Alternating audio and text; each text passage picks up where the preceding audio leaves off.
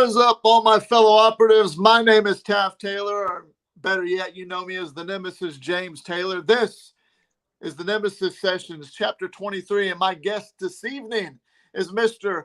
The Prophet Jay Wild from TBW. Prophet Jay Wild, how are you? And welcome to the Nemesis Sessions. Took you long enough, didn't it? Took me long enough. Look, man, I had to do what I had to do, but I got you here nonetheless. I seem to be that you're the busy man around here. Yeah, there's been a lot going on since the last time we've seen each other. I mean, it's been a year, but besides that and everything, of course, you noticed gone from simple-minded ref to main event star. But for anybody that hasn't seen the match that was with me and the Shade, season finale 6, TBW Wrestling, yeah, I might have gotten beaten, but, you know, he was lucky. He had, Painmaker. Of course, I had, my brother, Andrew Clay, but I guess it just isn't my time yet. But that world title will be mine. I can just see it around my waist right now. Never say never, right? Exactly. In this business. But before we get into all that, let's go ahead and just start off. To the people that may know, that's great. Some people might not. But who is the Prophet? Who is Jay Wild? Well, Jay Wild is a guy that was pretty much come from a small town, of course, here in Macon County, Tennessee, to where I am doing my end of the podcast. Born and raised here. Always been a big wrestling fan of 70s, 80s, and of course mainly 90s. I am an 80s baby, but 90s raised me. That Attitude Era, the Stone Cold era. Of course, you know a lot about that, Mr. Taylor. Right. That don't give a shit attitude is the reason why I guess I come up with the name Wild, because when I was younger, got picked on a lot, bullied a lot, and of course when I got older, I told myself, if I ever amount to anything, I'm not gonna give a shit what anybody says about me anywhere. And of course, started doing wrestling back when I was younger, Mid-South, Memphis. Did that for a couple years. Back then, they did call me the bad boy, because I always wanted to be the heel. I always wanted to be the bad guy. And of course, I'd throw the low blows, the eye pokes, the eye rakes, whatever, the typical heel stuff. And then that just developed into moving back to my hometown and doing stuff at SWA that used to be up here in Macon County at the Armory. They kept that persona, and it's just they were like, he's like, he's just a wild kid from his hometown in Tennessee and stuff like that. This Jay kid, because they didn't want to say my real name, so they kind of just said, I was the bad boy Jay Wild, and I was like, just drop the bad boy. I was like, I'm not like Shawn Michaels. I'm not. It just sounded more provocative than it did. I wanted it to be more hardcore, kind of, and that was kind of the whole thing going into later on. Was I got into the more hardcore scene. I love Japanese style death matches. I love blood, love violence. That was just something I got into. But to go back to your question, mainly, who is Jay Wild? He's a guy that will go through anybody and everybody to get to the top. Oh, looks like we already got a comment. Joshua Allen saying, "Not this guy." Oh, speaking of Painmaker, Mr. Joshua Allen, you, sir, I don't care to rebuttal? Your wannabe penguin ass with your clown. You guys got lucky at season finale. I was this close, and James, you've seen it too, Mr. Taylor. You say this close. Yes, he was that close, Josh. He was. And I've only been in TBW for a year. Only a year, and he was that close to getting that. And I was that close. But of course, once again, the clown, he gets away with it. And of course, what was it? 322 days. The Shade, all of season 6. His head's this big, I swear to you. And so is Josh, as if it ain't shoved up his ass already. Jocelyn Havoc saying hi. Hello. Jocelyn. I've seen comments on her and some of my first TBW appearances as a ref. Jocelyn seems like she's a longtime TBW fan. Joe something. James Taylor, how you doing? This is Loose Cannon from IMF. What's up, Loose Cannon? How you doing, bro? You doing all right? IMF is a place, is a backyard company outside of Iowa, and they're pretty good place. Definitely should check them out. I got a rivalry going on right now with the EP. Nice. I'll definitely have to check them out. You said IMF in Iowa? I'll send you the link for sure. Definitely. Skipping the Evil Clown dropping in saying, did someone say clown? That name sounds very familiar from something that I've watched, I think, on your channel, on your promo Wrestling Fed. Yeah, that's Skippy the Evil Clown. He's a force to be reckoned with in PWF, and that's Promo Wrestling Federation, mind you. I will say, yeah, check it out. It actually is entertaining. I will say that. Joshua, I guess, had something else. Lucky. What they're calling it now, we proved that you are for weeks a false prophet. Oh man, look, we're the questions. You already got 8 coming in here, Mr. Prophet. And see, here's the thing though. He keeps on saying false prophet, but the thing is, if y'all have done moved past me, you're showing the people I'm still a draw. Like, you're on here trying to start shit with me, like you want it again, like Mr. Josh Allen, Mr. Painmaker, whatever you want to be called. I'm still a big draw. And the thing is, TBW made me this. So keep on fueling the fire. Keep on doing this, and I'm loving it. He said it's not your time, Mr. Wild. Keep pushing it there, big boy. Keep pushing it. I'll feed you to the fishes, Mr. Penguin Man. Just keep on. You and that dumb clown with that stupid smile. I can't explain how much it was aggravating. Like when I came back from the injury, and of course I got punt kicked, and of course blacked out by the shade twice. And of course I had to go to the hospital for over a month because I did sustain a concussion. And through that time, I did kind of see the other side that I wanted to be on besides the hardcore style when I was heavy metal Jay Wild. You've seen probably the battles that me and, of course, at the time, the commissioner, Russell Cooper, had at last year's anniversary pay-per-view. That was a hell of a hardcore match that we had. Yeah. And I will give it to Mr. Russell Cooper, the icon, honey, whatever you want to call him. He's a good technician in the ring. Big mouth. Not going to get into how many people think he's got a big mouth and stuff, but he's really good at what he does. Everybody in TBW, I will give them credit where credit's due. They all are talented in their own way, but some of them do rub you the wrong way. Like, once again, we can see Mr. Joshua Allen likes to run that yapper. That's the only thing he's good at. The only thing Joshua Allen's good at, Painmaker. Oh, okay. Yeah, where I belong. It's taken how long for your shade, your Mr. Ledger, to get to the top? Like, for him to finally get a main event match, it took me less than a year. It took him longer than that. Yeah. And the trials and tribulations that I've been through even before TBW, Mr. Allen, like, you just. This is the stuff. This is the reason why this stuff comes out, man. Like, this whole. I know people are wondering about the Prophet. Yeah, this guy here, that guy from Iowa, he said the Prophet is the best. Huge fan, bro. So you got a fan. There's always room. There's always room, man, in my family. The Prophecy's always looking for anybody and everybody, and that's what I was going to say. The Prophecy is my family. Not just in my in-ring family, my wrestling family, my brother Andrew Clay. There is others that have contacted me that want to be a part of the Prophecy, and what the Prophecy is and what it means. It is for those misfits, those ones that are neglected and forgotten, the ones that are bullied.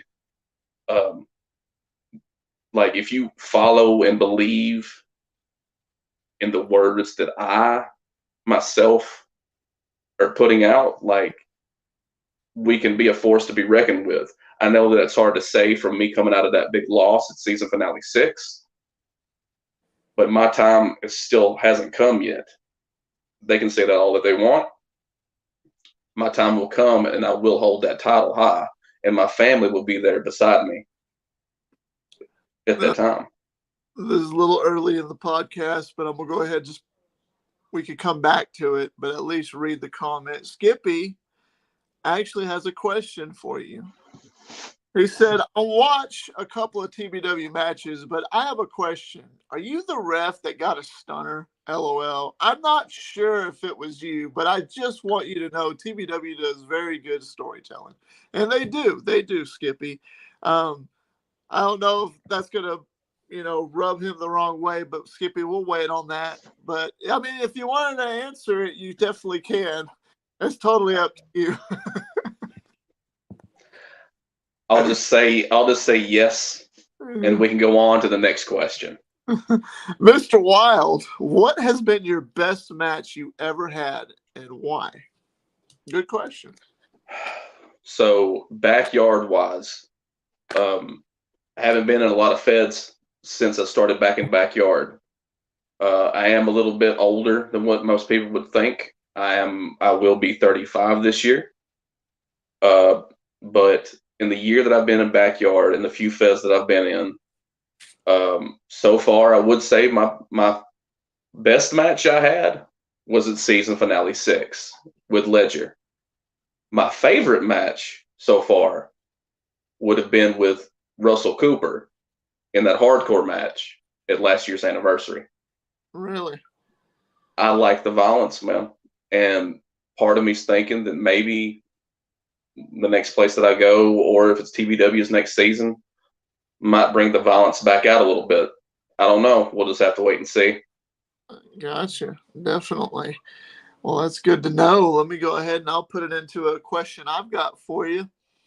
When did you, Mr. Wild, first learn about TBW and how did it come about? Well, then, of course. Oh. Here, mind you, I'm still going to be here. I'm turning my camera off for 1 second. Well, I go to the gym up here in Macon County. It's called Macon Iron Fitness. Great place to go. I was working out one day, and this guy was talking to me about wrestling. And I told him how I love wrestling, used to do wrestling. And then another kid come up to me, really big kid. His name was Beast. Of course, you know him as the commissioner now in TBW. Mm-hmm. He come up to me and he's like, hey, why don't you come with me one Saturday or whatever? I want you to see something. He brings me over. It ain't but 3 or 4 houses down from where, my girlfriend lives. And lo and behold, there is a ring in the backyard and a big sign that says TBW. And of course, it was season finale 5. Like I said, I've been in TBW for about a year to the day on pretty much. But season finale 5, I'm standing there and 26 degrees outside, mind you. This was in January, cold as shit. But I get there, nice group of guys. Some faces are still there, some faces are not. They asked if I ever, if I wanted to get back involved and everything, and how did I like it? And I said, dude, I'm always down to wrestle. They're like, well, you know how to ref? And I'm like, sure. Then, of course, they stick me in a match. And, of course, the guy that's got me on this podcast, it's with Mr. Nemesis, James Taylor here. And another guy, the name of Anthony Steele, which some people would probably recognize his name, some people not. But I know he has some things about him that, are good and bad. But I'm nobody to judge. I never met the kid. But in that match, there was a point to where I did get scared for a second. My mom's been a nurse for 30 plus years. When you busted Anthony open, oh, he was busted from almost ear to ear. I mean, that worried me. I thought you literally killed him. He pissed me off. Well, I don't blame you. I mean, you're like me. I hate saying it. I hate comparing us, but we are somewhat alike, Mr. Taylor. We have that don't cross me, or I will literally beat the shit out of you if you want to cross that line. That's right. But it was a good match, and at the end of that match, I did, of course, raise this gentleman's hand in a victory against Mr. Steele. But after that, they contacted me and said I was doing such a good job and everything. They wanted me to come back and be their permanent referee. Kind of went from there. So my match with Steele was your first match you ever refed in TBW? Yes. And yes, it was. I missed. So did you volunteer to do that, or did they ask you if you wanted to do it?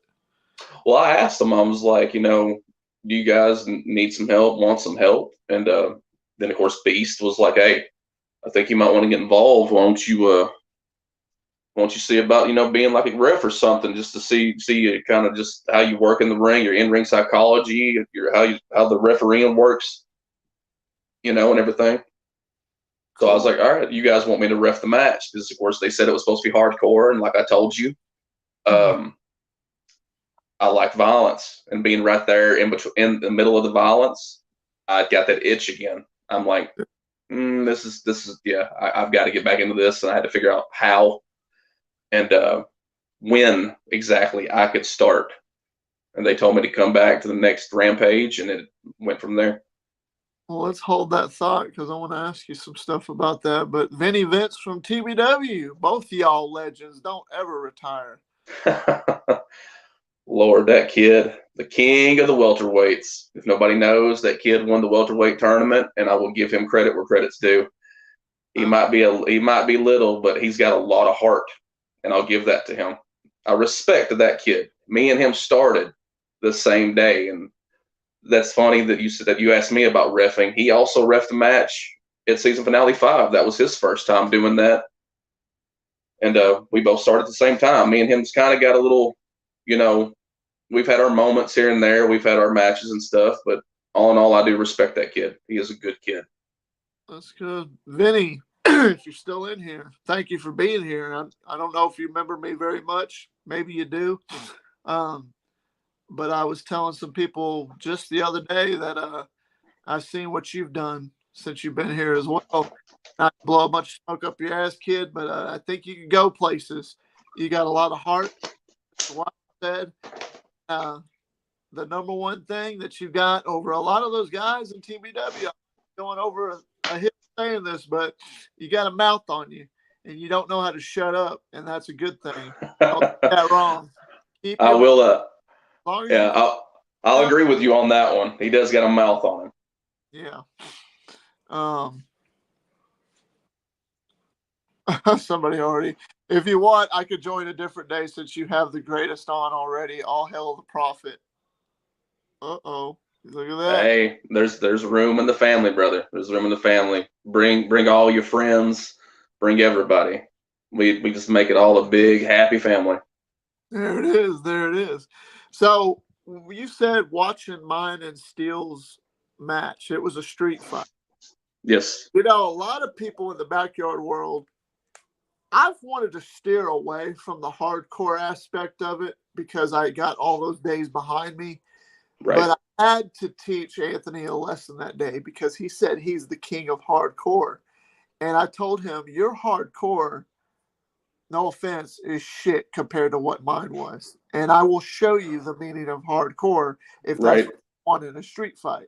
So I accepted his challenge to a street fight, and I told him what to be ready for. And a lot of people have already heard a lot of it, but I guess it's great to have you here to ask you is from your point of view, you had the best seat in the house over anybody that's ever seen that match.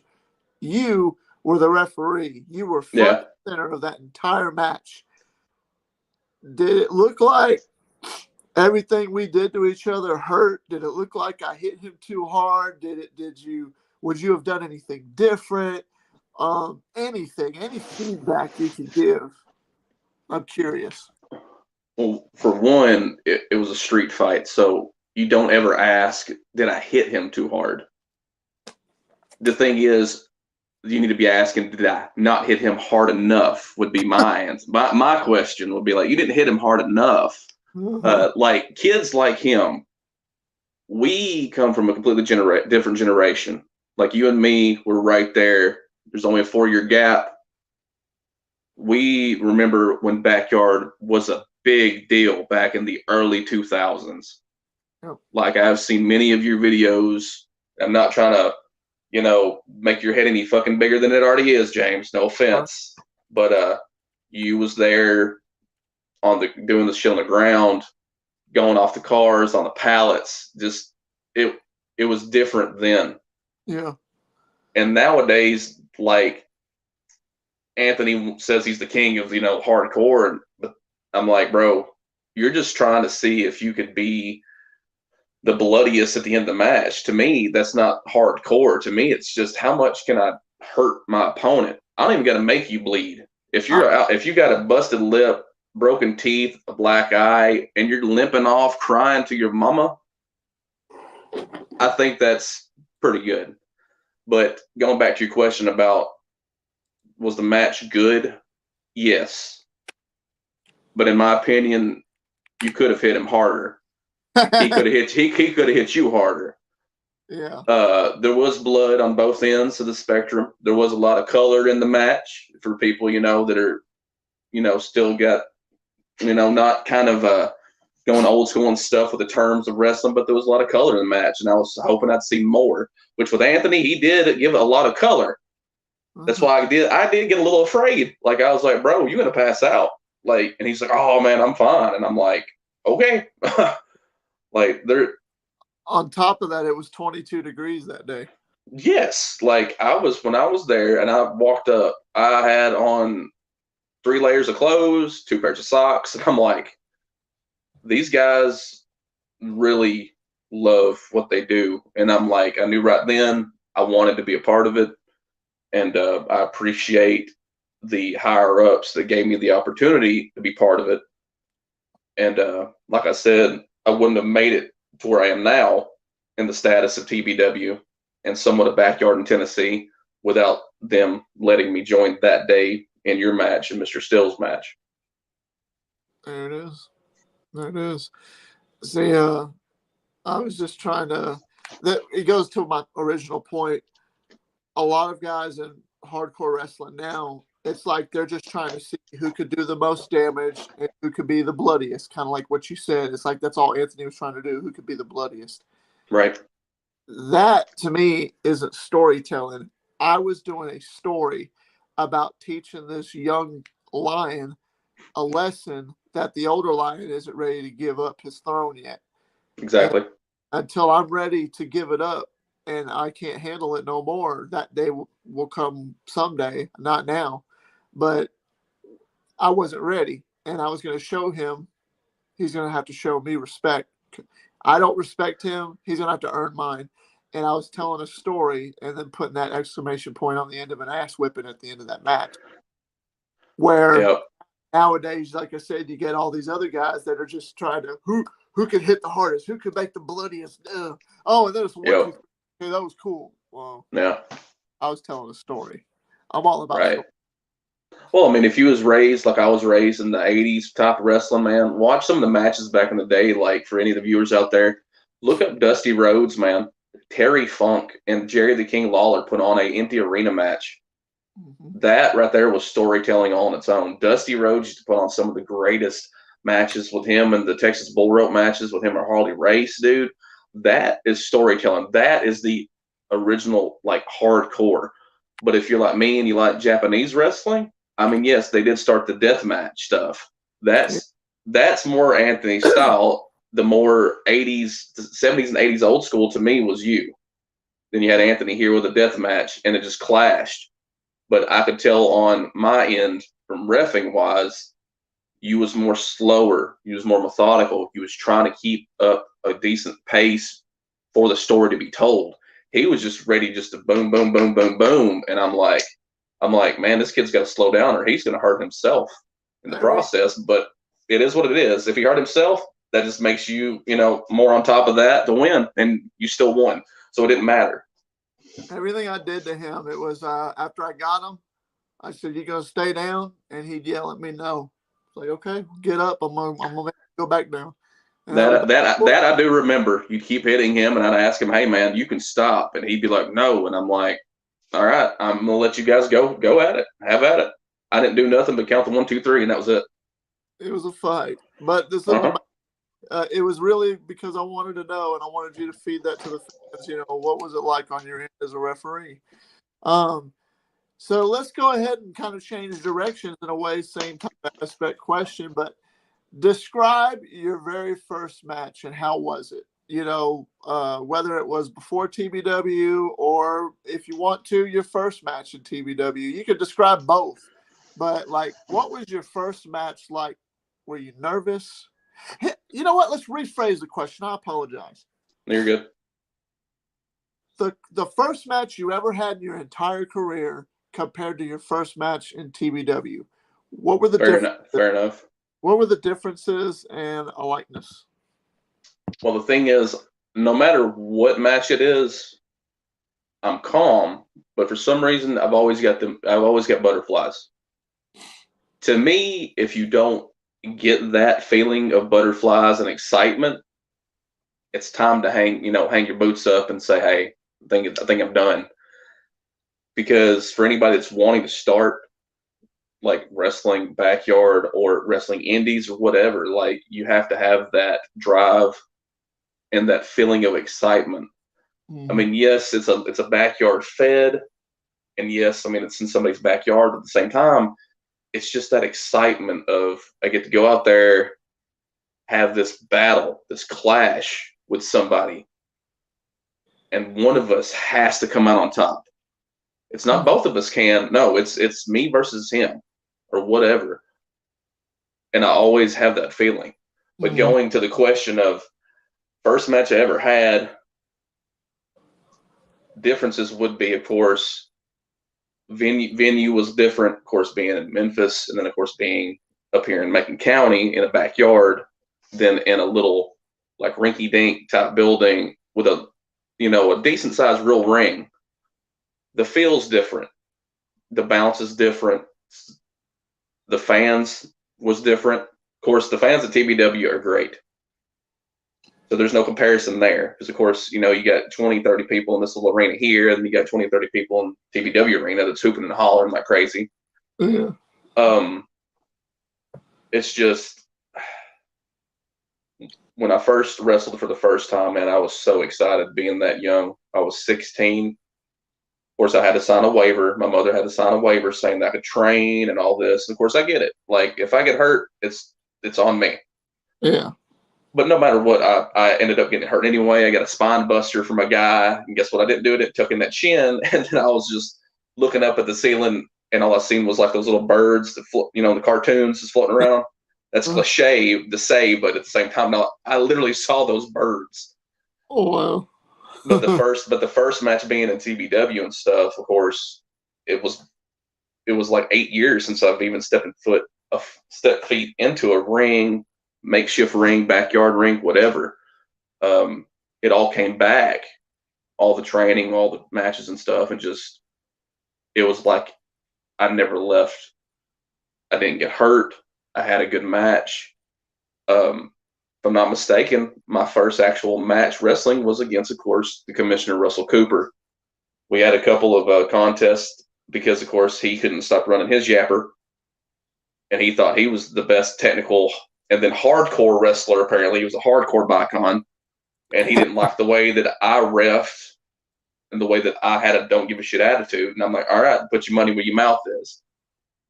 Anniversary 5 last year, it was that nice, shiny, that red hardcore title, man. It just embodied the hardcore style I wanted to put into TBW.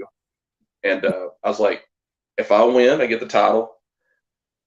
But also, you give up your commissioner spot and you just shut that yapper up. And it shut him up quick because, yeah, I knocked him out clean. Well, once they clean, it was a bloody mess, but so was I. But, Barbie, I had Barbie at the time. Yeah. My barbed wire 2x4. He got a few good shots in with her. She gave him some kisses, as I would say back then. But it shut him up pretty quick. But that was a fun match in TBW with Cooper. Once again, I'll give respect to all the guys over there. I don't like any of them. I'll let you know that, though. I don't like any of them. I don't like any of them. You don't like? Well, here's the thing. Wrestling, man, the only thing that I'm here for is I want that big title, that big gold title. And that's what anybody in the sport's for. They want to be the top guy. They want to be the champ. And you can't tell me, James, that's not what's still in you some. Like any Fed you ever been in, you want to be that top guy.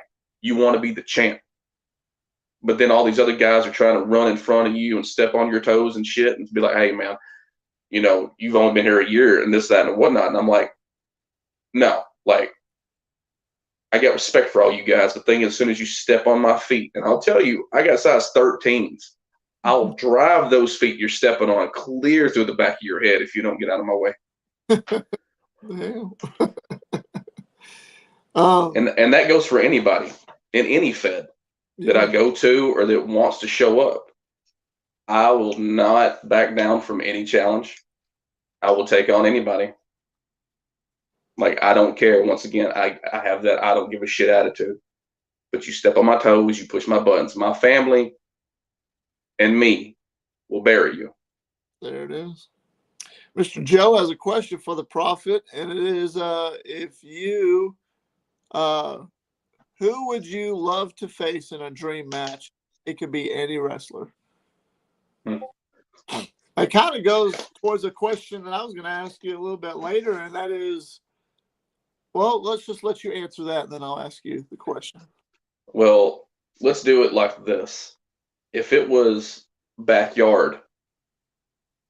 Yeah, because I was going to ask you that. Got any dream opponents in the backyard world in TBW, PWF, UWA, or anybody in the backyard world scene that you know of? Do you have? Now, I do follow a lot of backyard feds. The guys that are down in ESW, Shockwave, all them down there, any of those guys, very talented guys. Of course, Jack Delta, everybody, of course, says Delta, just because he's I guess it's just where he's been to so many feds. Yeah. And he's got that name out there. Yeah. Then, of course, the cliche one, which is not one of my dream ones, would be I guess you'd call him the Colossus Chrysler, but I'm sorry, Atomic Titan. Atomic Toyota, whatever you want to call him. Everybody's like, oh, I want to face Atomic Titan. I've run through that kid so many times, watched the damn TSC tournament. I tombstone him clean on his head, but he still runs that yapper. And of course, then of course, I'm trying to step on his toes in PWF, but he just keeps running away, man. He just keeps running away. You wrestled what? Between me and who? Yes, I did. I beat his ass. Yes, once again, yes. There's connections here with some of the people. Yeah. He also knocked me out with a kendo stick whenever we go back to Mr. Vinny Vince. He was, a deranged fan for some stupid reason for Atomic Titan. I have no idea why he would be. Like, that poor kid, like, I don't know. He looks like he's just, like a little dog that was left on the side of the road that nobody wants. But when he popped me in the head with a kendo stick, I knew later on, I'm like, all right, man, I'm going to beat your little scrawny ass one of these days, and you're not going to like it.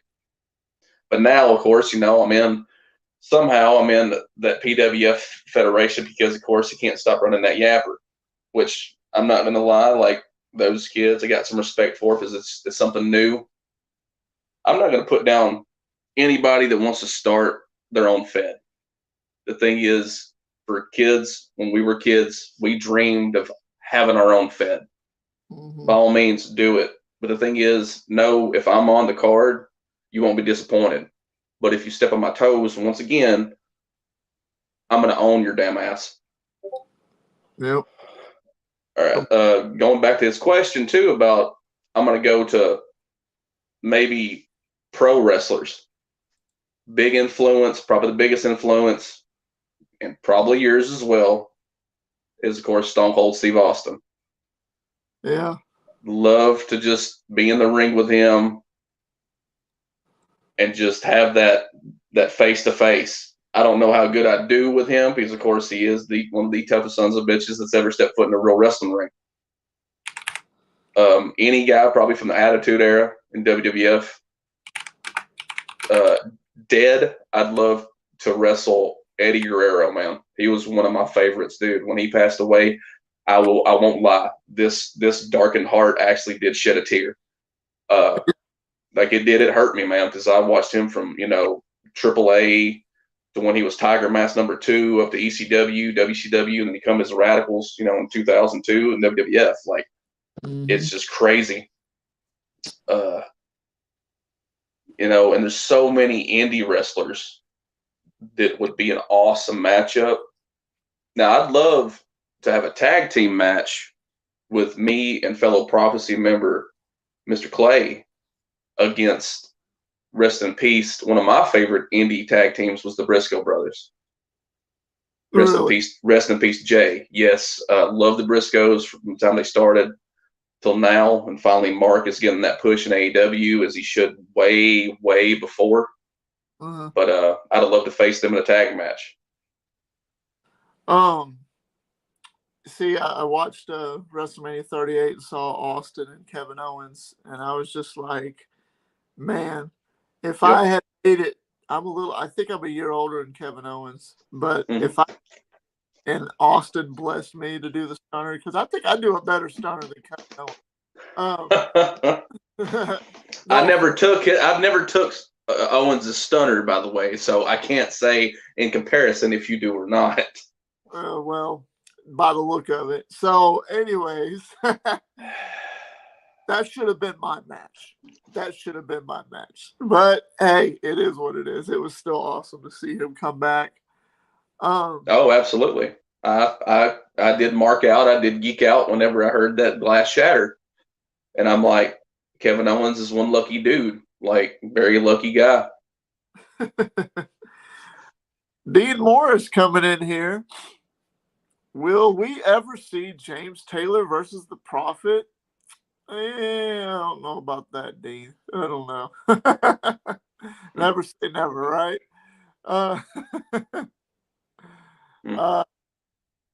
Joe saying you also do a better stunner than Soldier GP.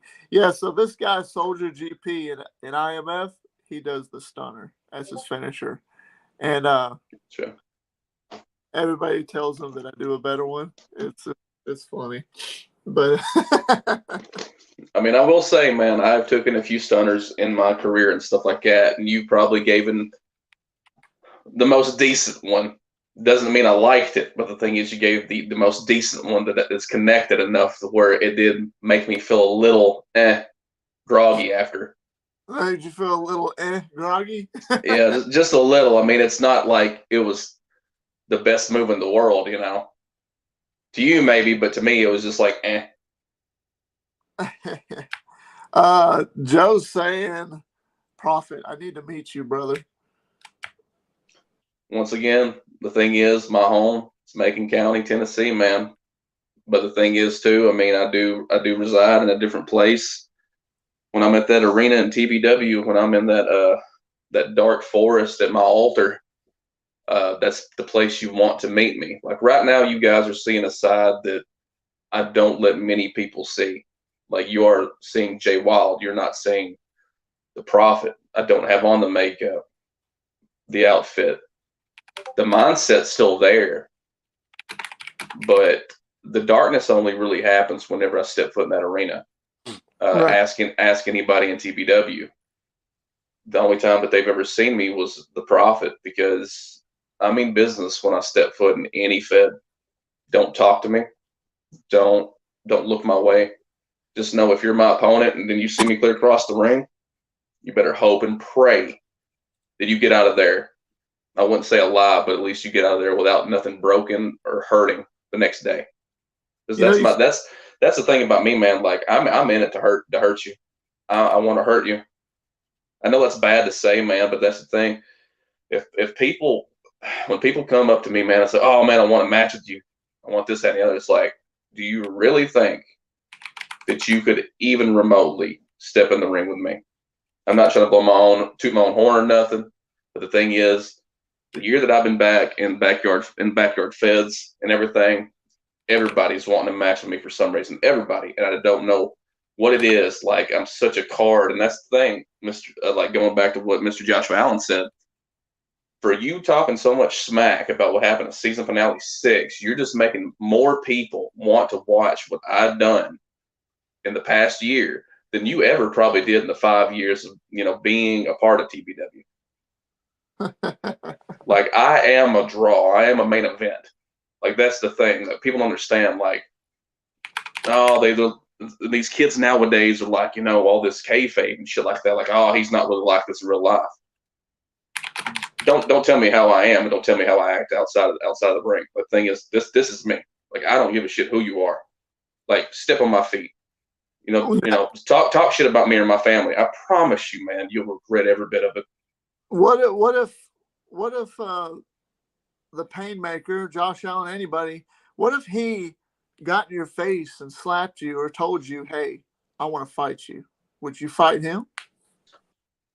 I don't even think he could get his hand up fast enough to smack me. As soon as I see him even inch towards me, one, I'd be thinking this son of a bitch is going to try to eat me like the penguin guy that he is. He's looking at me like I'm a fish and try to feed me to him and his shade, his clown, and use me as, like, I don't know, some sort of that goofy looking makeup that he uses. Like, how I got this scar? Like, bro, come on now. That is the dumbest shit, most copywritten shit that I've ever seen. Once again, though, I got respect for the guy, but the thing is, the little flip-flop and flying stuff that Mr. Ledger does, the Shade does, or whatever, man. Like, I've seen ballerinas do the same shit, bro. Like, you got lucky at season finale 6. You really did. And if it wasn't, and fun fact, kids, and if it wasn't for me getting knocked out, yes, I got knocked out. If you go look back at the footage and everything, the backflip, he nailed me right in the head. And I did. I got knocked out cold. If it wasn't for that, Ledger, you would not have that title. And Painmaker, you wouldn't be walking around with that goofy ass looking smile, too. I'd have that belt. I'd have that strap. And going into season 7, I'd be the top guy. But it's just for anybody, man. Anybody, any Fed, like, just, I mean, come at me, man. I'm in it. I'm in it to win it. I'm in it just to take down as many bodies as I can to get to the top. And we'll probably see in season 7 of TBW, we'll probably see that. Actually, I know we'll see that, because I'm not going to let some little Weasley penguin and a Weasley little clown get the best of me and my family, the prophecy. I won't. Because I know in my heart, as black as it is, I know in my heart that I am the best thing going right now in TBW. I won't say in Tennessee, because the thing is, when I look at some other Feds, I kind of just shrug it off, because I look at them like, y'all are some wannabes. Y'all look at me, then you look at some of the other guys that I wrestle with and stuff, and you want to be us. Because we're the biggest attraction that is in Tennessee. Okay, maybe I said it, yeah. We're the biggest attraction in Tennessee. I mean, yeah, we might not have the subscribers and the views and stuff, but the thing is, me included, puts my heart, once again, as black as it is, and my soul, and as much storytelling as I can in every match that I ever did.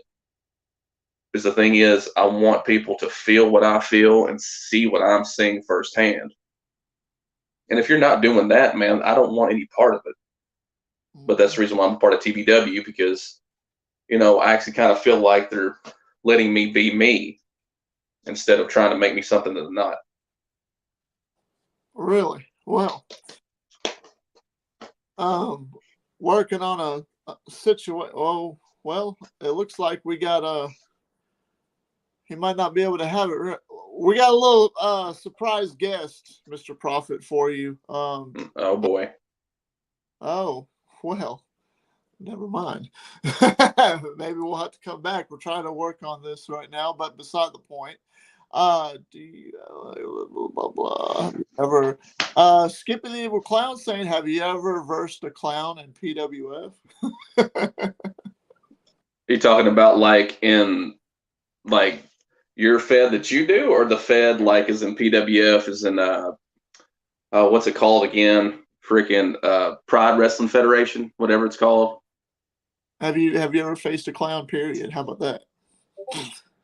Look at all the past matches I've had in TBW, PWF, and probably here soon UWA. They're all clowns, bro. They're literally all clowns.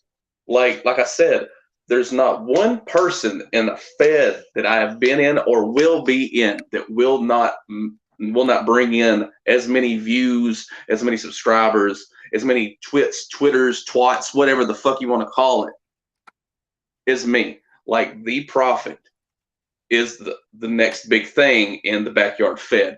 This first year has just been the first like stepping stone that I have did. Come next season, and any Fed will be the best season anywhere for me and for whoever books or whoever runs the show. Like, period. But to answer your question, Skippy, like everybody is a clown to me that I've faced. When it come to Mr. Russell Cooper, when it come to Jacob Young, which did yes, I will say he got the best of me and took that hardcore belt from me, but he got lucky in that first blood match. Go back and watch that match. We had a first blood match. We had a Texas bull rope match. I like the old school style just like you, James. I do. And that's the reason why I did that stuff, because the thing is nobody can do it better than me. That's right. So then that would lead me real quick, now that he asked you that, do you have a favorite match that you've ever had in your entire career? And if so, what was it? What was that like? Going back to my younger days when I used to manage in the SWA, which was Southern Wrestling Association up here in Macon County, where I'm from.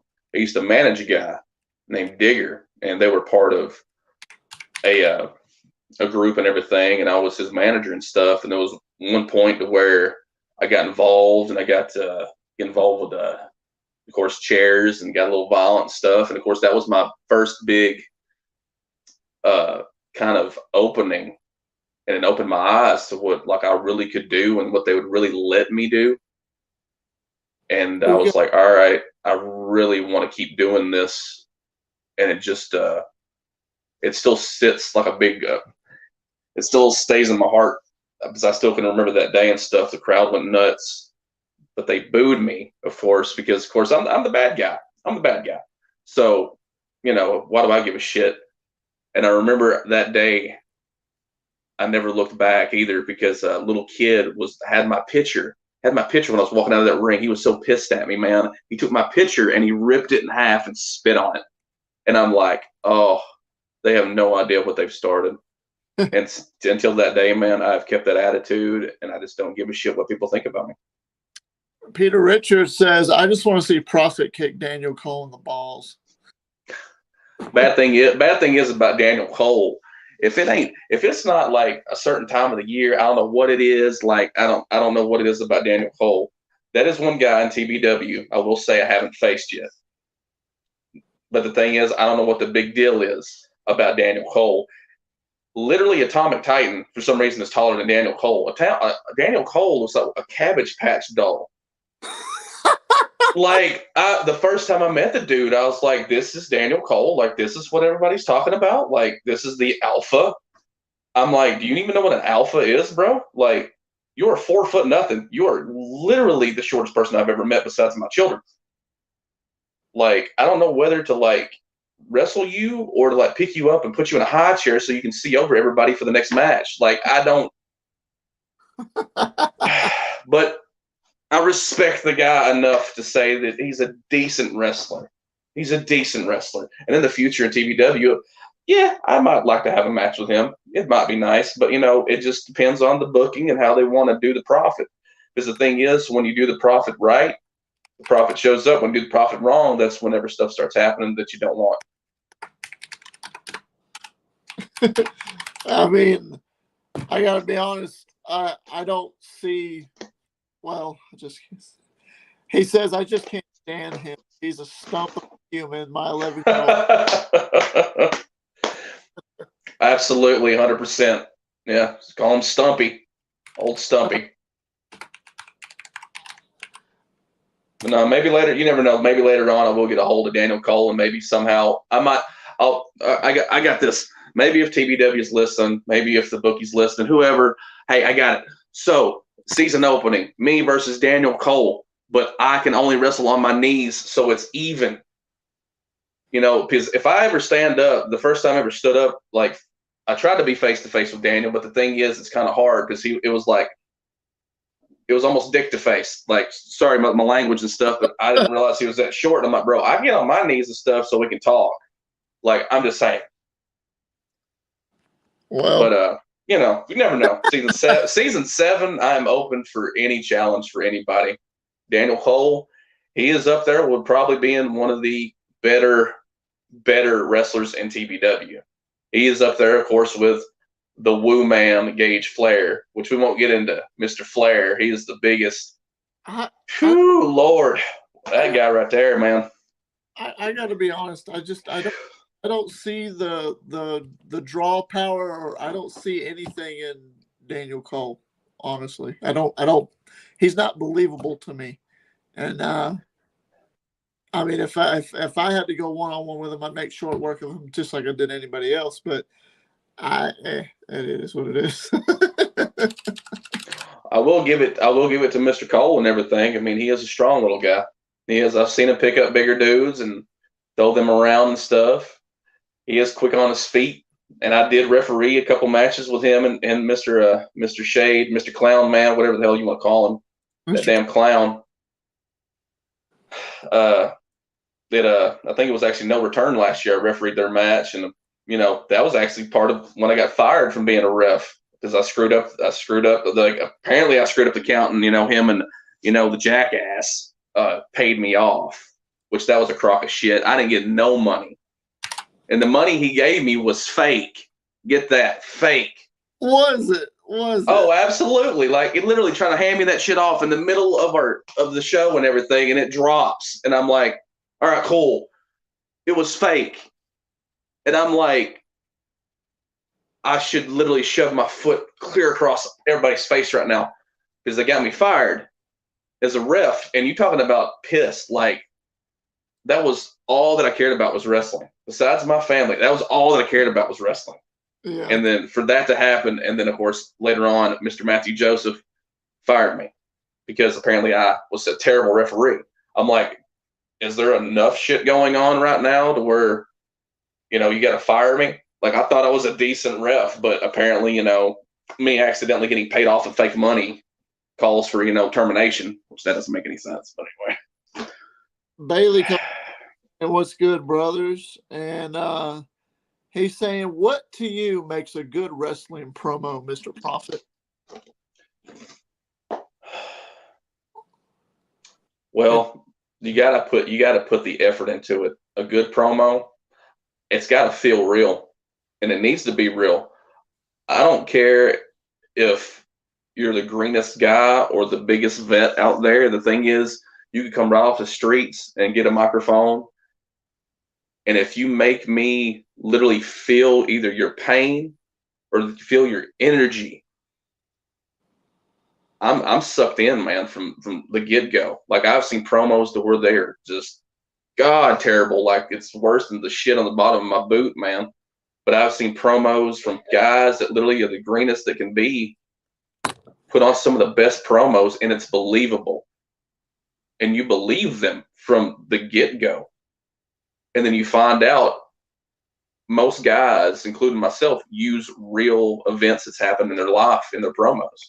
The darkness that you see, man, like I am literally the darkness thing, the dark incarnate. I am the past, present, and future of Backyard.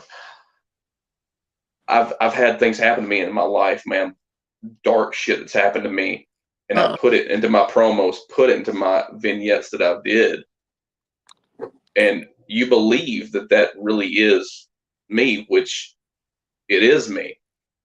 So don't ever believe it's not.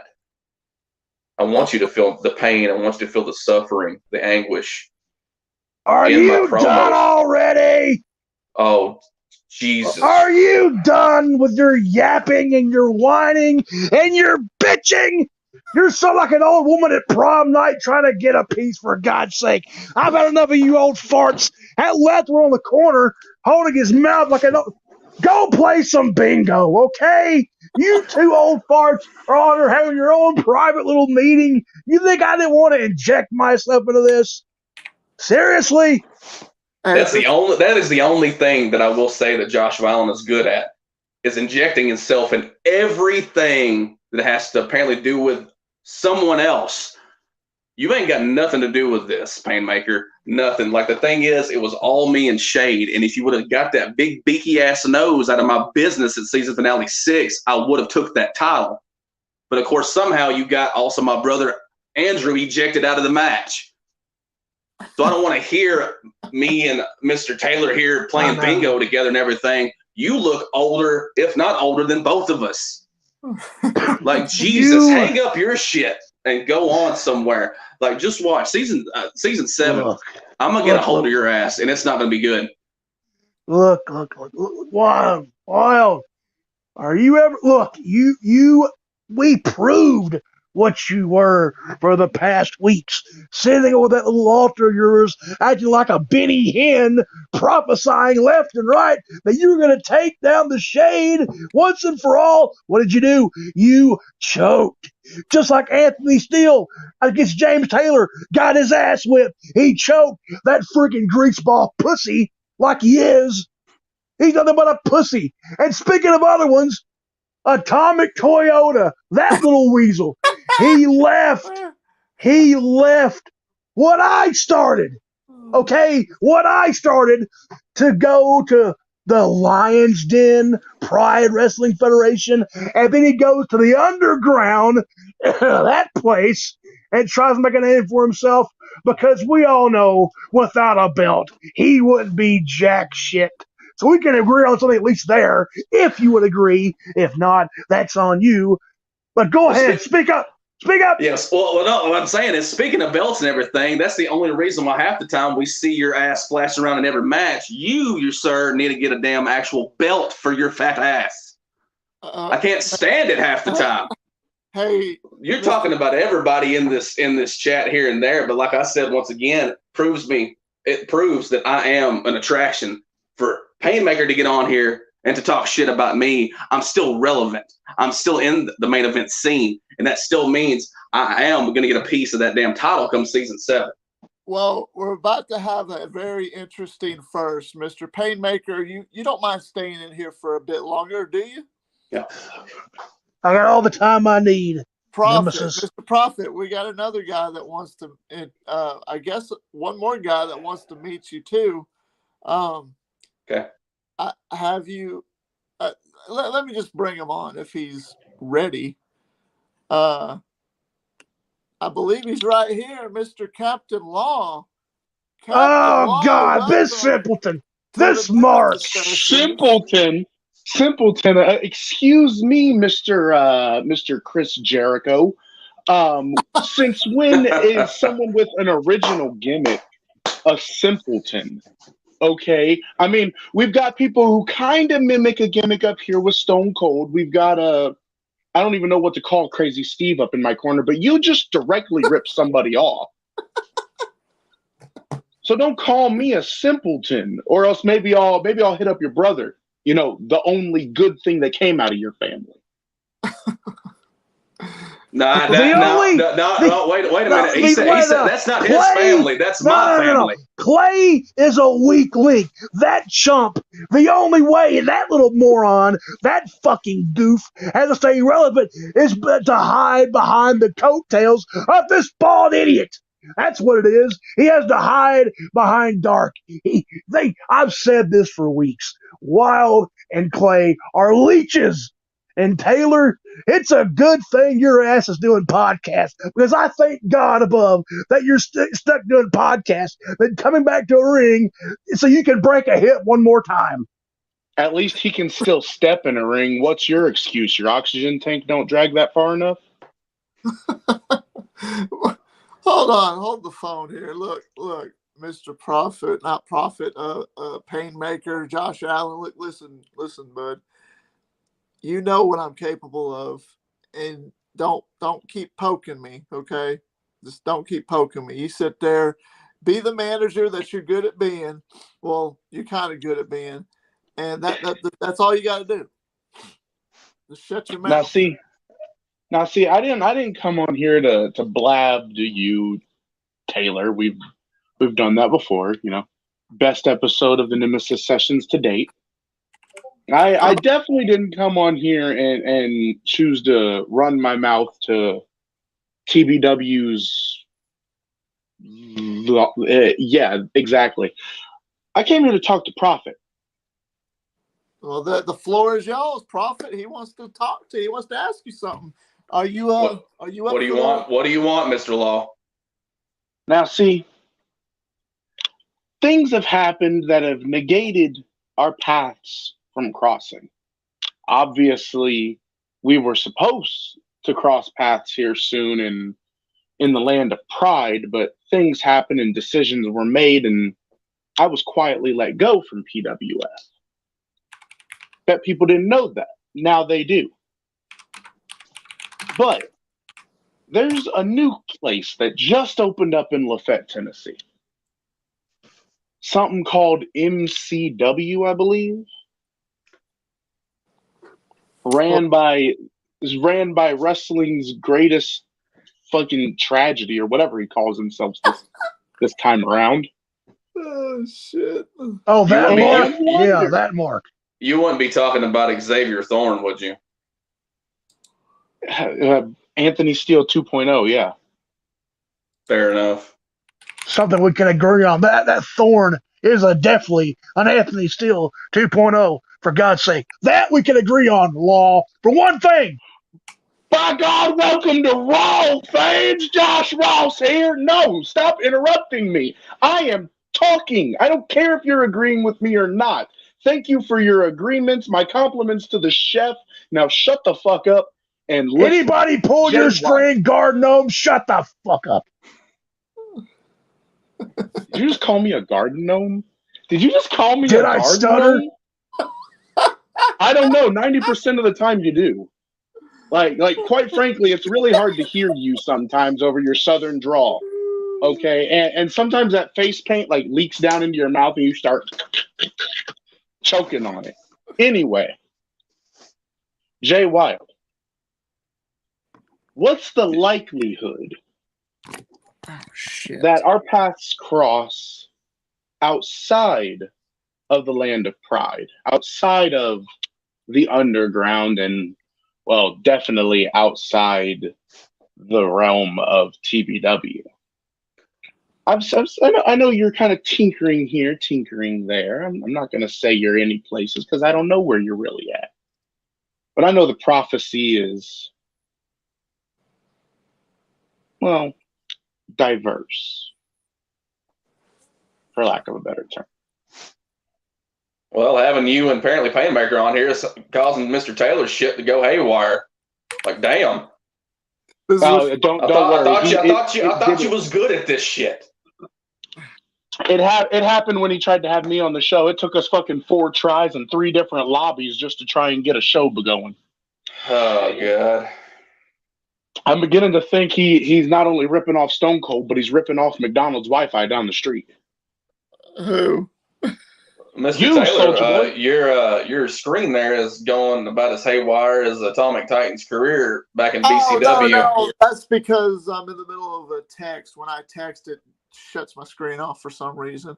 Gotcha. Well, apparently, Painmaker done scared him the hell off. But good. I didn't want to talk to that little penguin wannabe anyway. He couldn't even step out of the shade long enough to put his camera on. So nope. That's the thing. He's always in the shade of the shade. But we won't get into that. Going back to your question about MCW, I've already been contacted and talked to Thorne personally.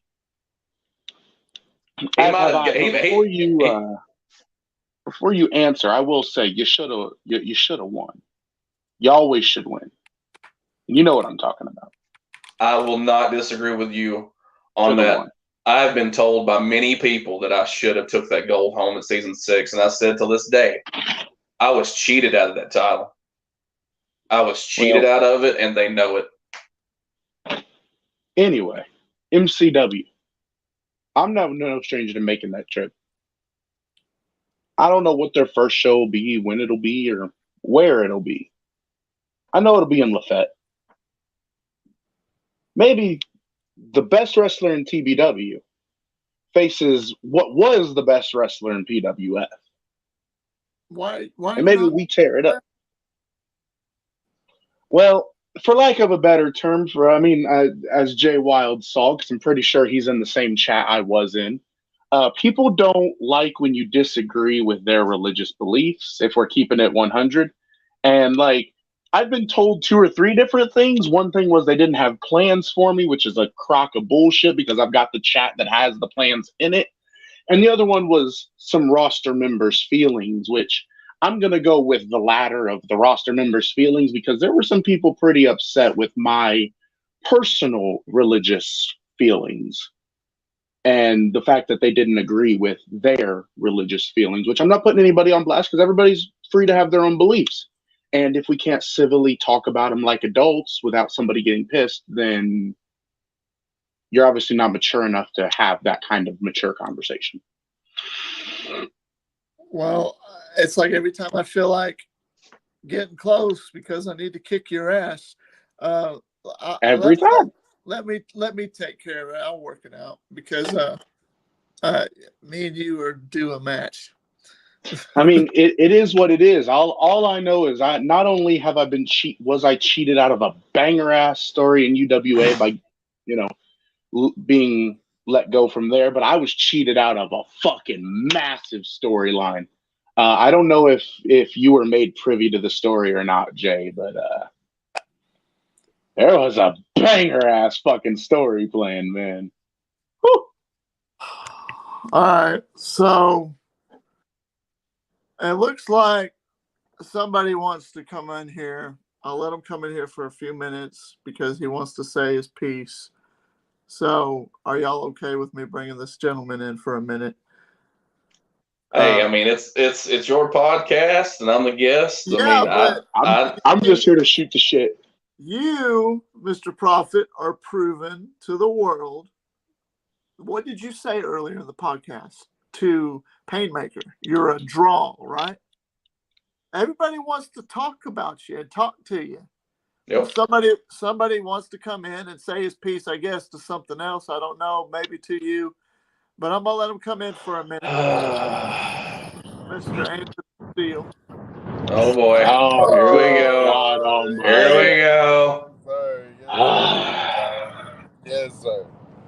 It's What Antonio up? Diamond himself. Shut up, Law. Shut up. This actually ain't about you, Law. This is about Jay. Oh, it's not? I'll step back then. It's about Jay.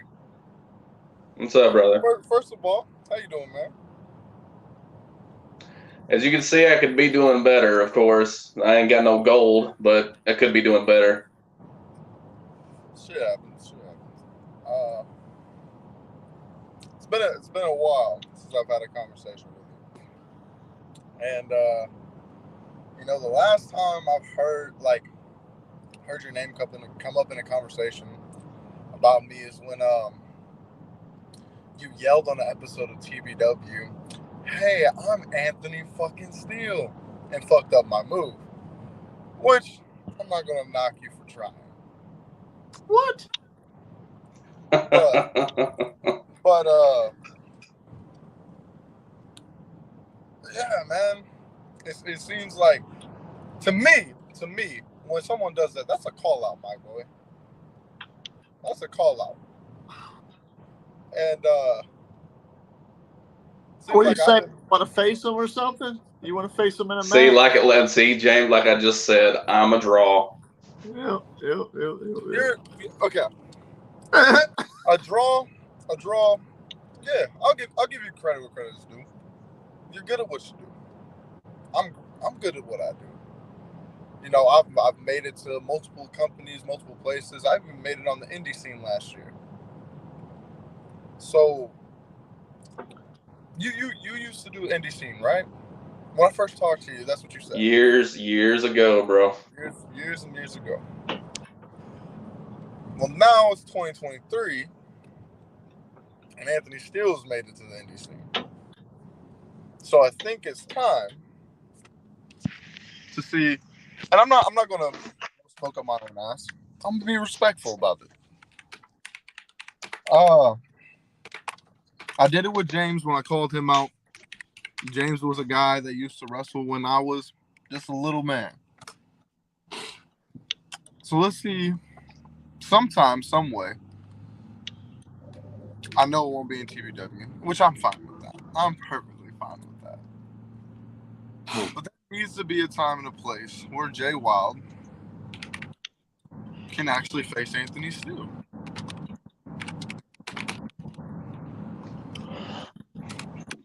Only time will tell, man. Only time could tell. The thing is, I got a lot of other clowns to run through first. Well, the way that I need to put it politely is take a number, man. Take a number. He said, take a number and get in line, bro. That's kind of what Dale's been doing. It's kind of what Dale's been doing for the past couple of years with everybody he wants to face. Actually, I'm pretty sure I've faced everybody I've wanted to face so far in some capacity or another. Well, you haven't faced the best so far, the biggest draw that's in Backyard right now. No matter what that clown says in TBW, no matter what they say in PWF, UWA, this new MCW, whatever, man. Like, the thing is, I have proven without a shadow of a doubt in the past year, coming from with refereeing these two to just a month ago, I have did what I promised to do, is get to the top. Yes, I might have fallen a little bit, but I will get that gold next season. I promise you that. I mean, the mirror's right there, and this camera's looking right at me. And as far as I can tell, I see my face on the screen, so I have faced the biggest draw. And the thing is, too, I see on the screen maybe three. Well, I don't. You're too old. Maybe the two down here, possibly in the future. You never know if the booking's right, the money's right, whatever. We'll see. I can't promise though you won't go out limping. And I promise you, Anthony, like, the thing is, if we ever face each other, I won't do your precious little whatever you called it to your face. Then again, I don't know. It might be fun. Shoving a size 13 in your face would be pretty fun. Hell, I did it. Stay on the fact. Shoving a size 13 in my face. I know you got some pretty big ass feet too, with them pretty little Nikes you always wear, but that's not the thing, dude. Like, the thing is, we're not in the city, man. Come down here to Macon County and the country and shit like that, I'll shove my fucking shit kicker right in your face. Stay down this country road in the house. You okay? So I might not look country, bro, but I was born and raised country. The thing is, it doesn't matter to me. Like I said before, I am the prophet. I'm the biggest draw, and I don't turn down any challenges. So law, time and place. Still, call my agent, call my bookie, call whoever, man. We'll figure some shit out. I don't care. The prophet will be a name known all over any kind of YouTube, Twitter, whatever the fuck you youngins call it. Twatter? Instagram. Twatter? What the fuck is Twatter? Twatter? Is that where Taylor gets his women from? Twatter? Probably. Maybe. I don't know. I mean, I don't know. But I'm just saying, like, hey, I'm always down for a challenge. I've got an open door policy in CBW. So, I mean, if you want to make the trip to Indiana too, that Indiana trip, the trip works both ways. I'll make it there. You could make it here. It works both ways. Anthony, did you say your piece? You got anything else you need to say? He's getting ready to say his order at the McDonald's drive-thru. Sorry, homeboy. I don't. That'd be Painmaker waiting for his McDonald's order, but we ain't gonna get into that. Oh shit, no, sorry. Anthony's going through the Buffalo Wild Wings drive-thru because apparently there's B-Dubs drive-thrus. Didn't know that. If that's the case, give me a fucking 12-piece, bro. Bro, I was gonna say I didn't know that until like last week. No. Zaxby's be hitting. But yeah, Zaxby's not bad. Yeah, that's originally I wanted to come in because Josh mentioned my name. Obviously, we know what happens when Josh gets in a ring with me. He shuts the fuck up. But yeah, Jay Wild, I issued my challenge.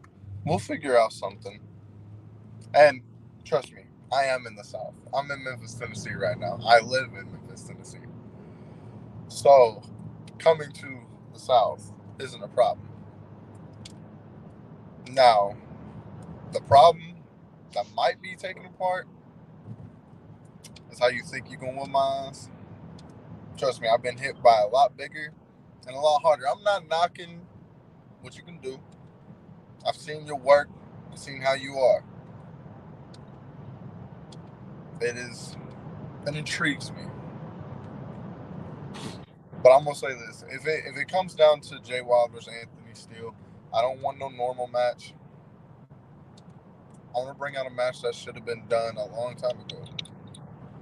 Hold on, before he says it, last man standing. I'm calling it. He's gonna say last man standing, isn't he? No. I was gonna say you love your last man standing match.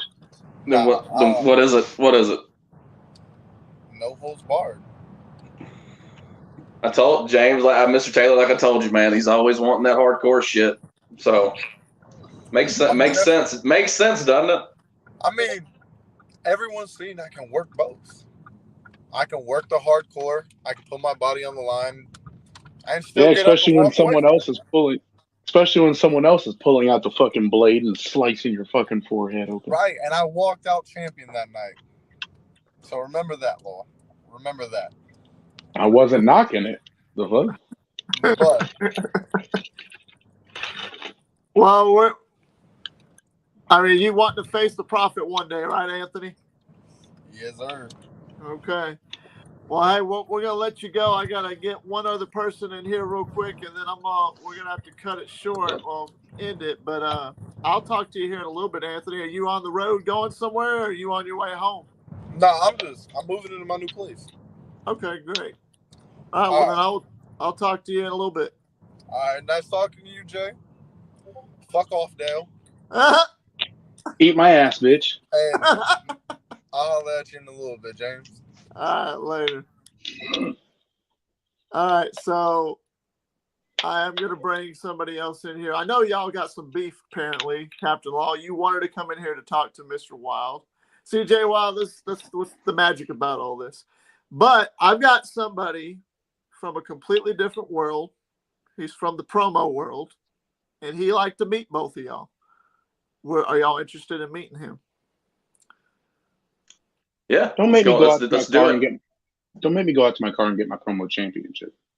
This is Mr. Bailey. Mr. Bailey is from the UK, aka he was the Sinner, but he's going by Bailey now, and he is a guy I've known for about 2 years. Cool cat. Got a little respect for him. I'm not going to blow a bunch of smoke up his ass, but I'm going to let the floor to him. I know he wanted to come in here and meet Mr. Wild and you, Mr. Law, so by all means. Well, thanks for having me. Mr. Wild, don't know too much about you, but I can respect a man who steps in the ring. So, thank you. Respect to you. This is actually, I've not really come on here for Mr. Wild. I heard someone was saying they're like the best in PWF and shit. I just want to know who said that. That's all I want to know. I mean, that's all I want to know. Pride Wrestling Federation, that would be me. You know, the only guy that could go out with anybody on the roster and put on a banger match and make them look good, even if they weren't helping me make them look good. So, now, is he talking about his PWF or is he talking about our PWF? That's what I want to know. He's talking about his PWF. I was gonna say I don't tiddly wink around on 2K. Good, because I'm glad you did that, because that's not a because even when I did tiddly wink around on 2K, I was the best motherfucker on 2K. So don't play me. Just because you can play me doesn't mean you can play me. Oh, Guess no, what? no, That's no, the son. great thing No. about Listen here, wrestling. son. Listen here, son. Listen here, son. I don't tiddlywink around and sit on my ass and play 2K. No, I step on the mic and put bitches like this man on his ass every single time. So if you and your tech support looking ass want to step forward and go on the mic with me, then do it, son. But give me some proper lighting. Stop pacing up and down like an absolute pussy. Oh no, I'm trying to Step find who the forward. fuck you think you're talking to. I'm trying to Step find who the forward. fuck you think you're talking to. I'm talking Because to it the obviously man. isn't me, because you don't know who the fuck I am. You don't know No, who no, you're talking I to don't, there, to be Tea and honest. I Crumpets. don't, to be honest. Guess what? I They don't, call to me be the honest. law of the land, the Lord and Savior of every land I've ever touched. And quite frankly, even I couldn't save your shitty queen from dying. So, Oh, again, oh don't yes. come at me, Mr. Beret wearing, out here looking like a bootleg Call of Duty DLC character that you get off Wish. Where's the skin at? How many bitcoins did you have to use to buy that skin, You know, bro? the queen, Where's your the queen Fortnite could have skin? learned.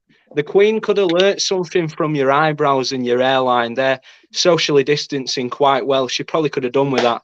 But look, listen to me and listen to me good. This isn't the world you want to step into. Trust me.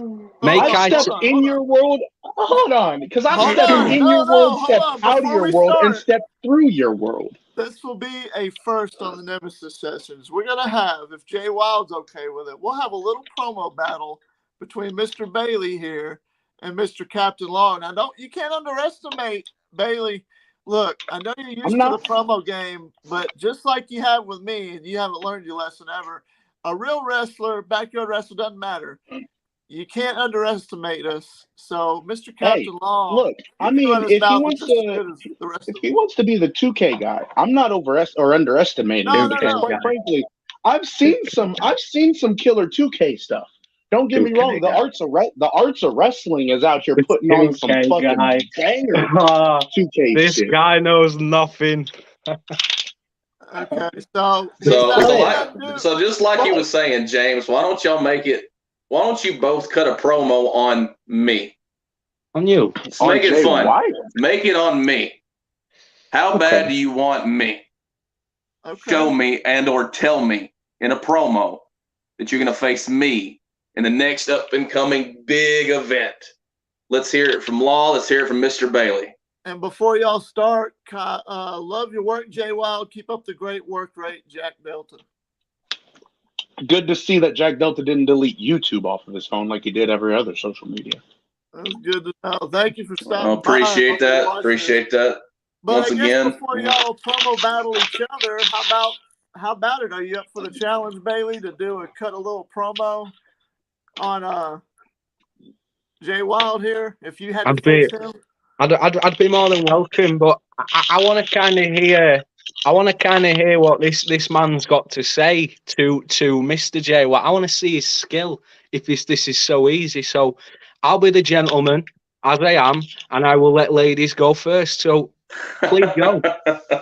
You're gonna let ladies go first. Wow, it's amazing. I guess you can sit and have your tea and crumpets while the real men do the work. All right, so Law, what you got, bro? What you got? Come on. The low hanging fruit.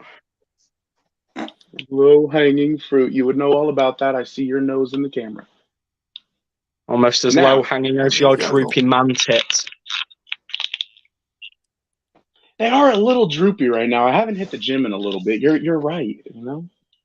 Let's see what you got. I'll give you the floor. All right, now pardon me if I do like sniffle or cough. I am sick as fuck right now.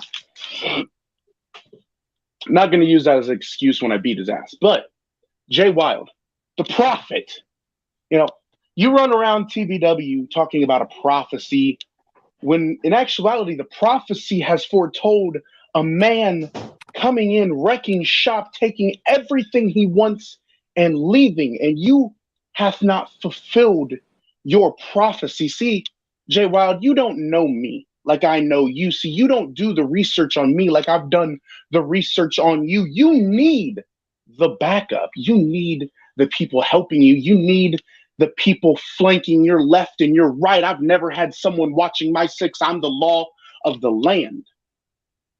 Now, CJ Wild, I'll give you the respect in the world. I'll give you the respect you deserve, the respect that you've earned. You came out here at the finale show and you put on a banger match with the Shade. But what happened?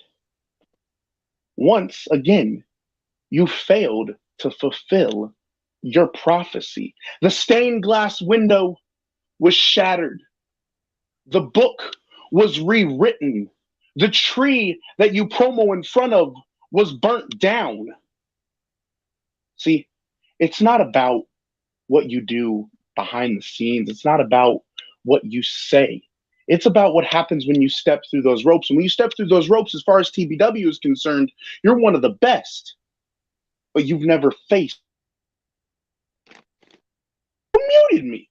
Why you mute me? Why you mute me, James Taylor? Why you mute me, James Taylor?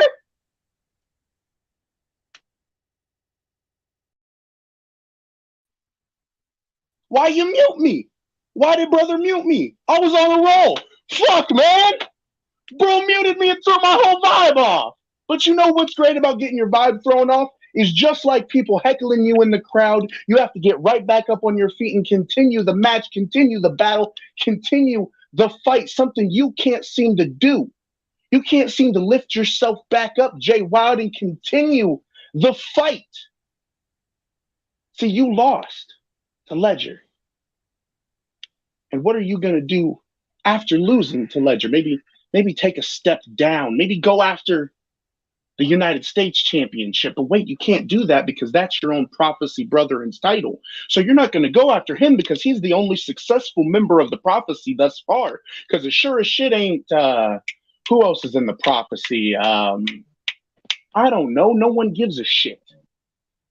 At the end of the day, none of them are the law of the land. None of them are the Lord and Savior of every land they've ever touched. None of them are the most legendary man to ever grace your fucking screen. So Jay Wild, when we step through those ropes, whether it's PWF, UWA, BYCW, fucking MCW, or the new Fed someone's going to create in Lafayette, Tennessee for the next 5 years tomorrow, it's going to be me versus you, and you already know what's going to happen. I don't need to rip off somebody else's move. I'm going to come in there, I'm going to hit you with the long arm of the law, and you will get locked down by the best to ever grace your screen. And when you're looking up at the lights, and I'm standing over you with my hand held high, correction, not looking up at the lights because we're not in an arena, looking up at the sky with my hand held high, it'll be nothing but a little night-night, bitch.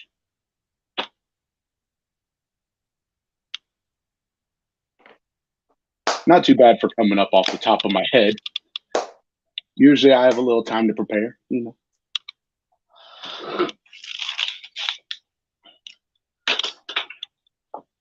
Where'd Seamus O'Finnegan, Henry go? Mr. Taylor, what's going on there, brother? Thought we had a little promo battle going on here.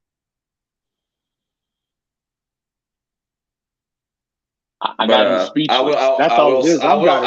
I will say the only thing that I will agree with you on that whole promo there, Mr.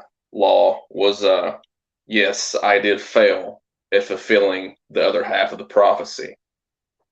That's my fault. Yes.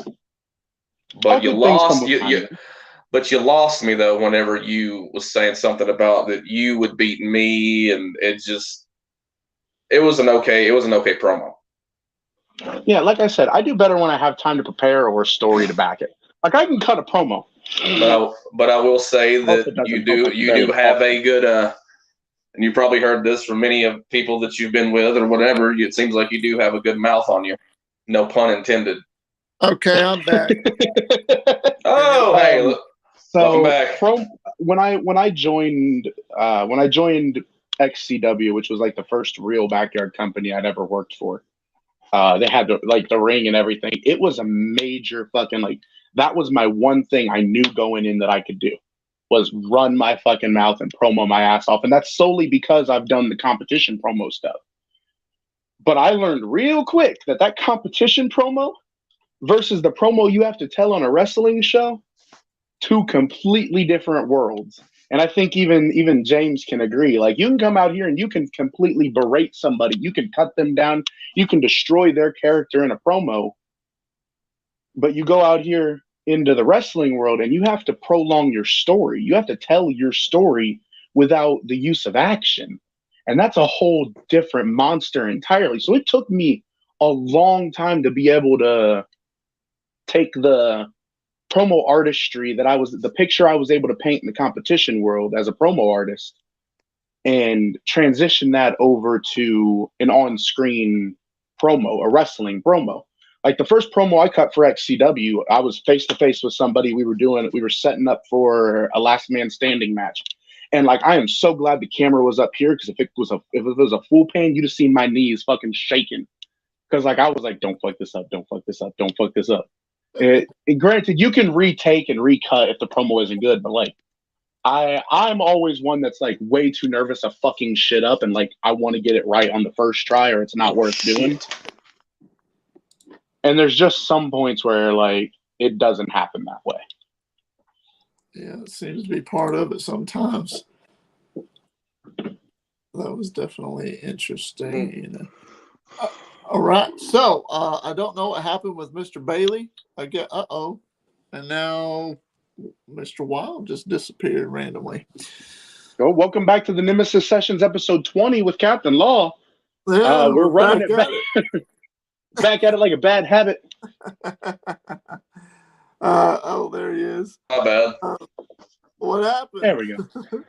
I leaned down to get my water and apparently knocked over my damn connection. So yeah, shows you how much of a klutz I am sometimes.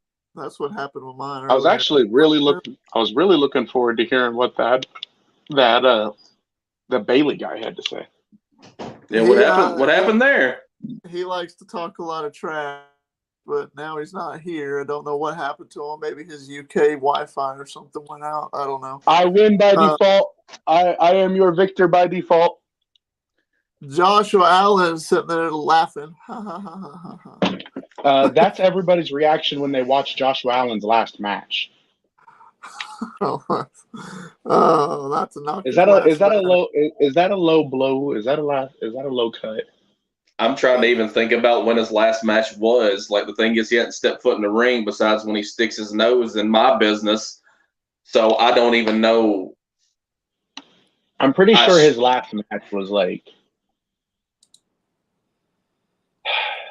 wasn't it against Titan as part of the industry story shit?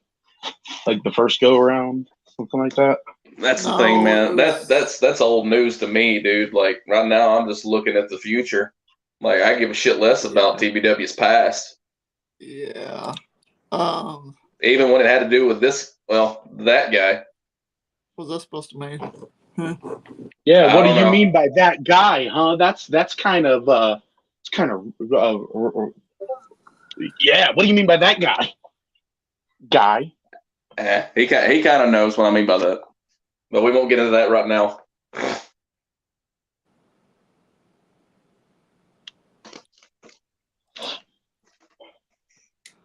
But no, Captain Law, yeah, going back to before we was interrupted not really interrupted, but joined my Mr. Bailey, then not my Mr. Bailey and stuff. But I'll see you down the road. It's definitely like, if I get to pull back the curtain a little bit, when I was asked, like, because I was asked what I wanted to do in a story, and like the first thing that came to mind was, yo, let me work with the Prophecy. Because like they had told me who I was eventually going to get to drop to, and like the name that popped up was you. So I was like, dude, I got this killer fucking story planned for it. And like I've politely requested them not to use that story with anybody else, just because, one, if I do ever come back to PWF, I could still rerun that story at any point. Or I can use it in my own company because it's like 97% my writing. And then like that was one of the best things UWA gave me. I'll give Jake all the credit in the world. When I worked for UWA, he let me run my story that I wanted to run. Granted, he tied my story into what was going to happen and what he wanted to happen. but like he gave me the opportunity to work with who I wanted to work with and the story I wanted to tell. And like the story I'm telling right now, or the story I was telling in UWA, I should say, was really fucking good. And it's a damn shame that it got cut off as soon as it did, because it was getting ready to get to one of the main climax points. Well, so what do you think? You think we'd ever see Captain Law versus Prophet? Yeah, I could see it down in the future, in the future, whatever. But like I just told, old Steele that was over there, take a number, Law, take a number. Well, I had the number, and I had the ticket getting ready to punch it in the time clock, but I got a place for you. Just curious if I told you about it, I think once before, but that IMF wrestling. How far are you from Iowa, Law? I think an Iowa trip for me is a good 5, 6, 7 hours, something like that. Shit. Never mind. It's less of a trip for me to PA when I did shit with YBW, but it's more of a trip than my Tennessee stuff. Okay. I'm pretty comfortable like traveling just about anywhere, but 2023 will be the last year I go out of my way to travel to new places. Other than that, like, you'll have granted, everybody come to you. Well, it's not just that. It's like after 2023, unless it's something that I really want to do, I'm not gonna like take the time out of my life to travel across the country, get my ass beat, spend more money than I need to spend to get my ass beat somewhere else when I could just spend a shit ton less getting my ass beat somewhere closer.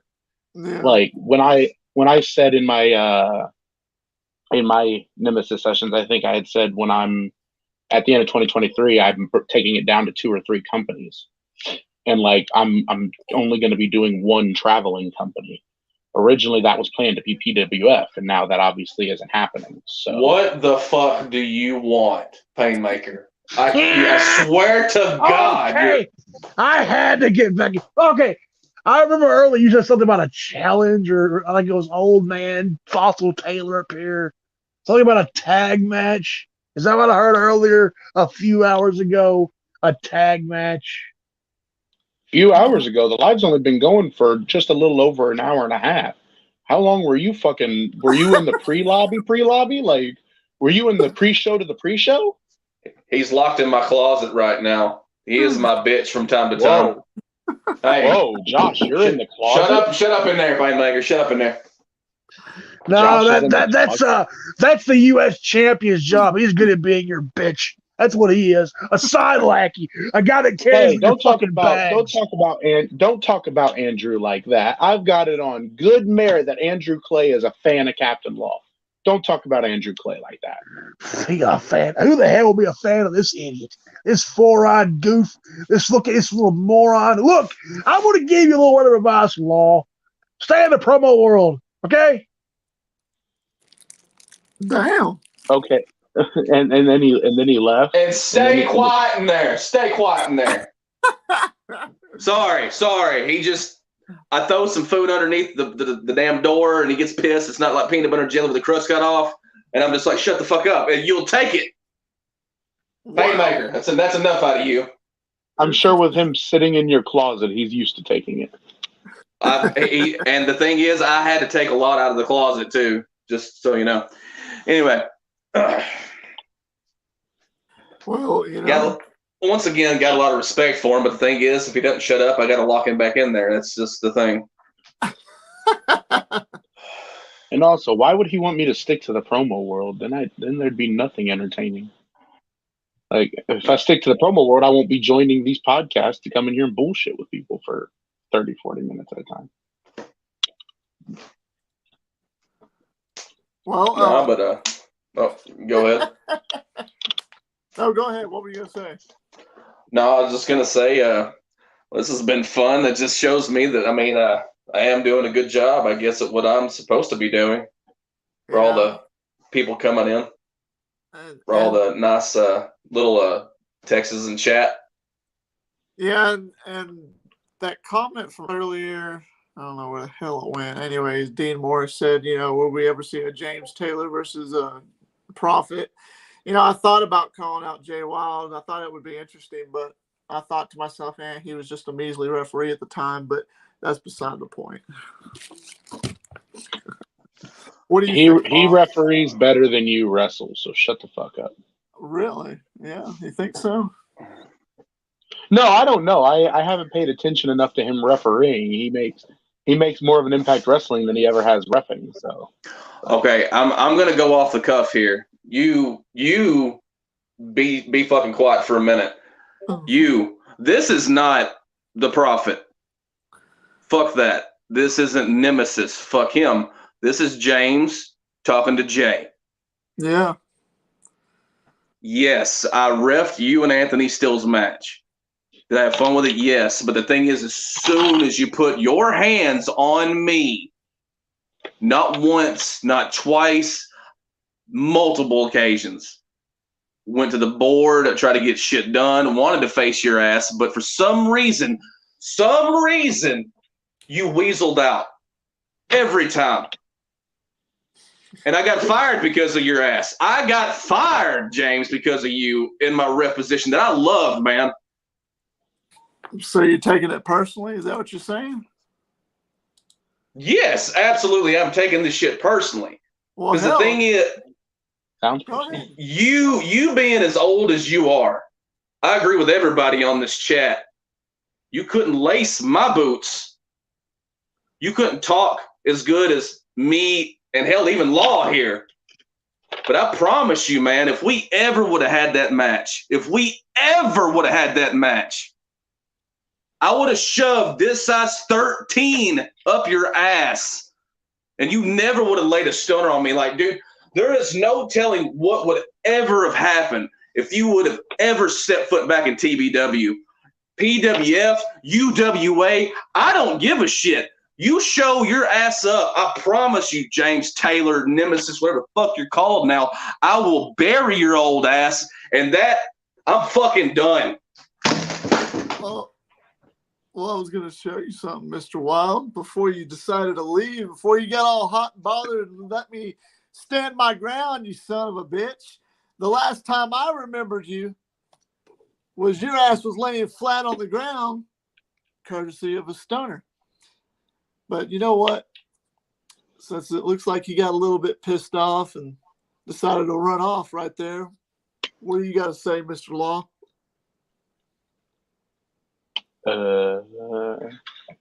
Lawclan.threadless.com. Buy yourself some Captain Law merch. We're going to go ahead and end it here. Don't leave just yet, Captain Law. Ladies and gentlemen, this has been the Nemesis Sessions. Apparently, Mr. Jay Wild is too much of a chicken shit to come back out here, but clearly he was pissed off enough to leave. Hey, anything can happen. You never know in the backyard world. Captain Law, thank you for joining us. This was the Nemesis Sessions, Chapter 23. Maybe we'll see Captain Law a little bit later. But nonetheless,